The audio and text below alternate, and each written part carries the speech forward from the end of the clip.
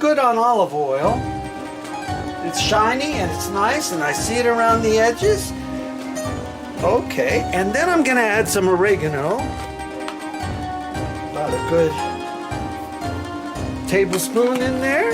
And we have got our base going here. We're just gonna mix it all up, and then I'm gonna put the lid on, and we're gonna let it bubble, bubble, bubble in here. And then as soon as the meatballs come out, we'll pop them in there and cook them off. Finish cooking off our meatballs in the sauce. Okay, so there we go. On goes the lid. We'll taste it after a little while to make sure it has enough salt. What's going to happen is it's going to bubble up, and your lid's going to get tomato sauce on it, which is just fine.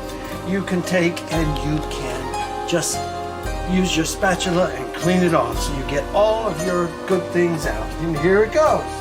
Okay.